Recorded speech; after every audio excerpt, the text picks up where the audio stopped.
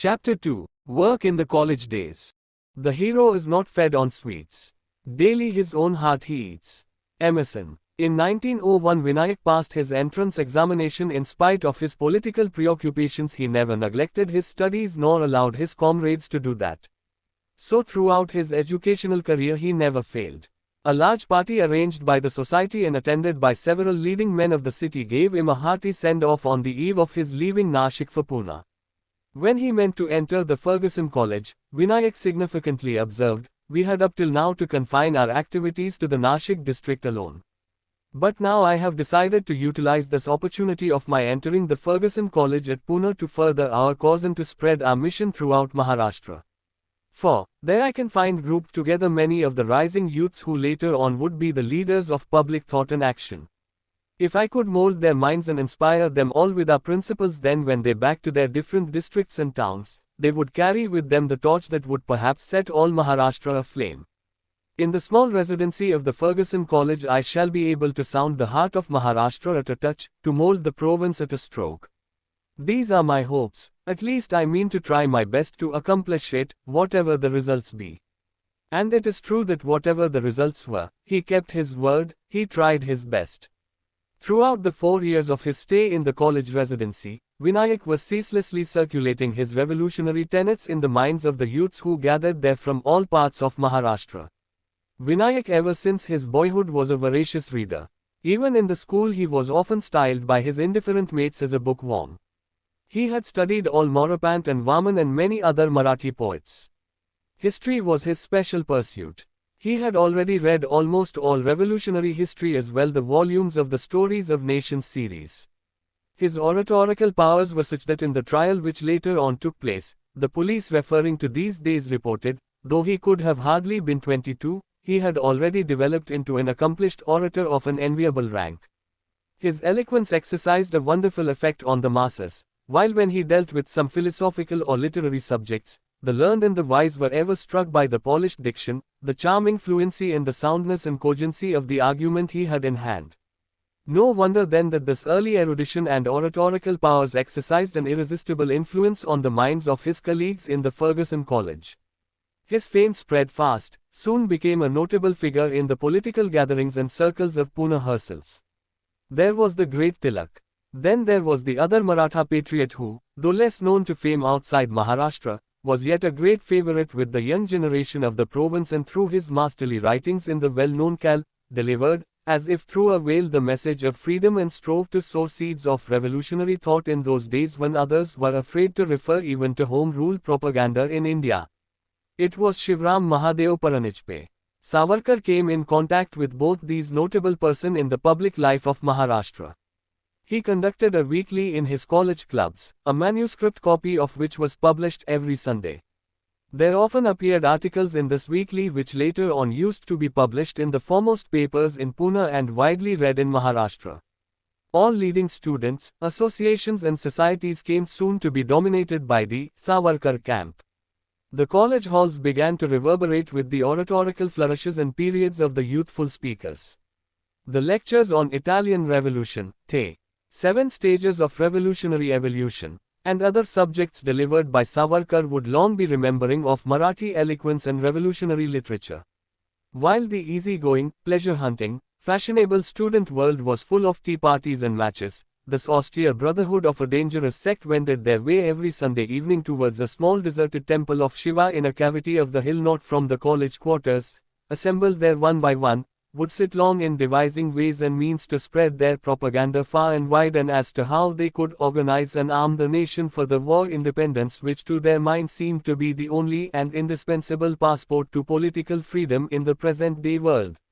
They initiated new converts to their society and administered the vow which bound them one and all to sacrifice in the sacred cause of Indian independence, their dearest and nearest, and if need be to die either sword in hand, or on the gallows, or in the prison cells. Ominous are the shadows which coming events at times cast forth. Some of these Indian youths were in later life actually called upon to face all these terrible tests, and it must honestly be admitted that even in the hour of trial some of them flinched not but bore witness to their faith, even as they had avowed to do in letter and spirit. These activities of Vinayak naturally alarmed the college authorities.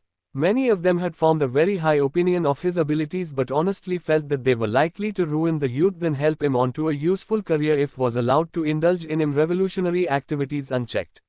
Some of them tried to win him over to the moderate school of politics while others openly expressed their misgivings that the youth was likely to out one of the most dangerous demagogues in India. But this council of teachers had no effect on Vinayak, who took his lessons in politics from the lives of Mazzini, Shivaji, Garibaldi and Ramdas. He and his comrades went on their way. They all dressed alike, lived frugally, studied hard, passed their examination regularly, used Swadeshi, took manly exercise and discussed nothing but the political questions and how nations in the world shook off their fetters of bondage and how India ought to dare and die till she won. They at times undertook trips to the old castles associated with heroic deeds of their forefathers, not to treat themselves there to tea parties, or idle tramping and revisualizing the exploits of their fathers.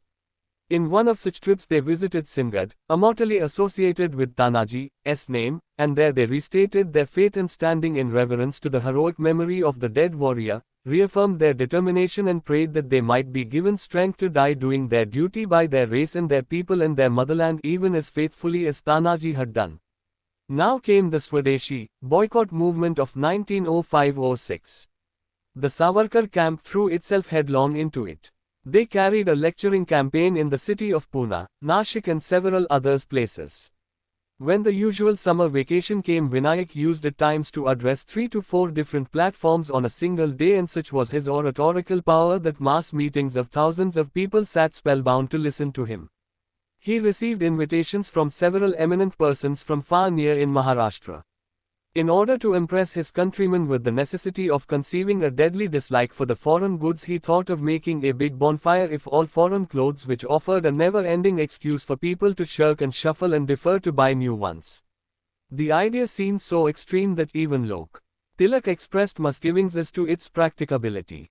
But the Savarkar camp took it upon themselves to create the necessary enthusiasm in the citizens, and addressing a couple of meetings in Pune decided to carry out the scheme.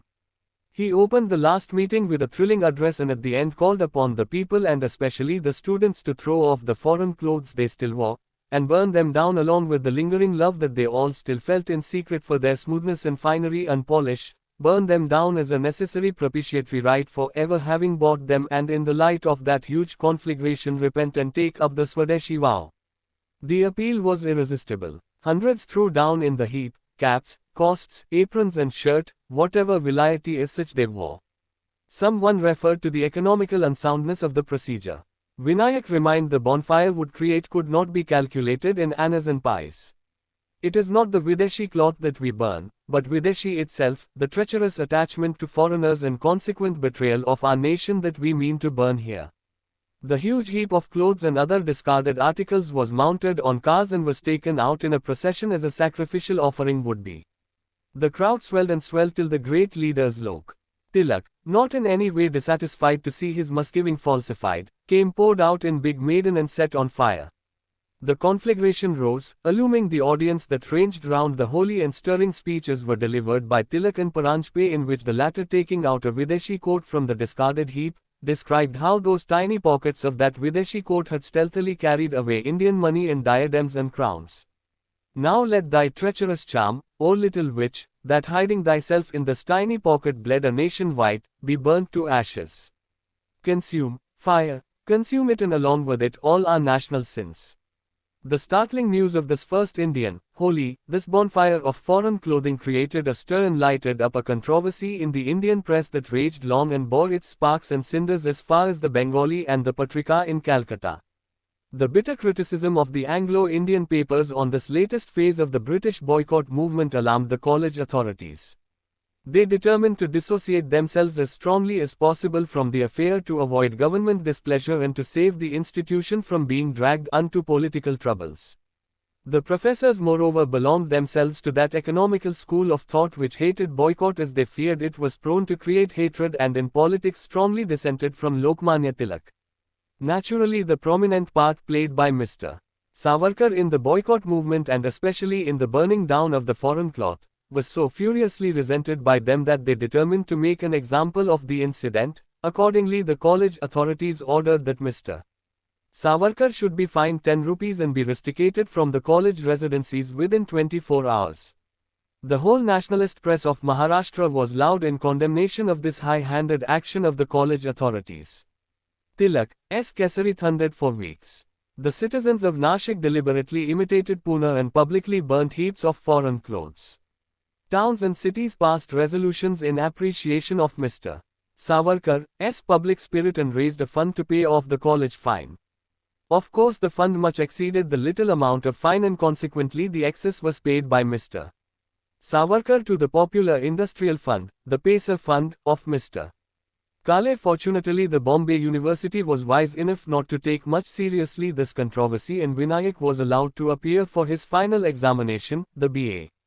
Board, as throughout the year he had been restlessly carrying on the political propaganda, and as at the 11th hour he got rusticated from the college. Everyone feared he would fail to delighted of those who simply waited for an opportunity to malign the Swadeshi and boycott movement as one that encouraged vagabondism in students. But Savarkar applied himself to his studies during the few weeks he could snatch from this political hubbub with such diligence that he came out successful in the B.A. examination that very year and received public congratulations from the nationalists in Maharashtra. Mr. Savarkar was the first student who had been rusticated from the government-aided educational institutions in India for participating in Swadeshi movements. The leading moderate papers of Bombay, the Hindu Prakash, referring to the incident admitted the extraordinary gifts of the youth but added, "But he had ever been an ill-tongued messenger of extremism. He propounded dangerous doctrines and led the students astray." Mr. Savarkar graduated in 1905. As soon as he was thus freed from the fetters of a university curriculum, he first undertook to organize the different societies that he had established at different centers and were but loosely held together.